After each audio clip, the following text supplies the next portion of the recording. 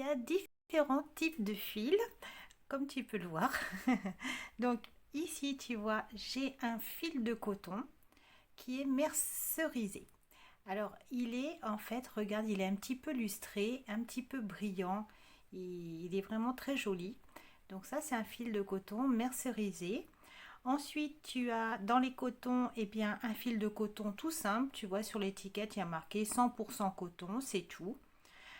Voilà, donc ça aussi, c'est toujours très bien. De toute façon, tout est très bien. Voilà.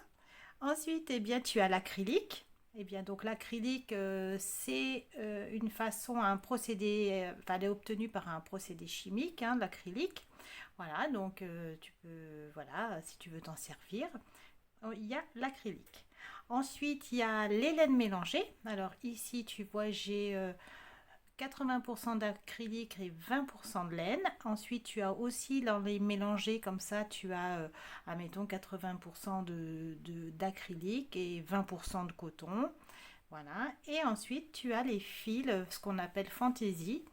Donc ça, c'est les fils, et bien toujours avec un aspect, tu vois là, il est tout brillant. Des fois, c'est tout velours ou les fils avec un aspect de fourrure. Voilà, ça, c'est les fils fantaisie.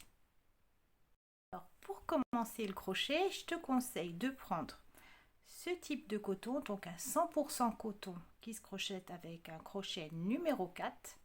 Voilà, donc ça c'est pour la réalisation, pour t'aider à réaliser facilement toutes les bases ovales, ronds.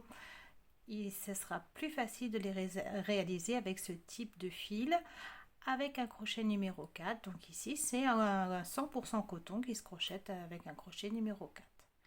Et ensuite, pour tout ce qui est carré granit, tout ça, tout le reste, eh bien, une laine mélangée comme ça.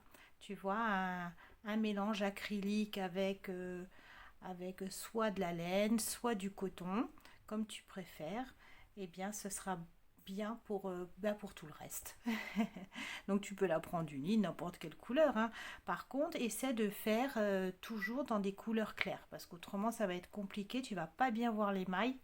Donc toujours avec des couleurs claires, pour t'aider à crocheter le plus facilement possible. Voilà, donc on a fini avec eh bien, les différents types de laine.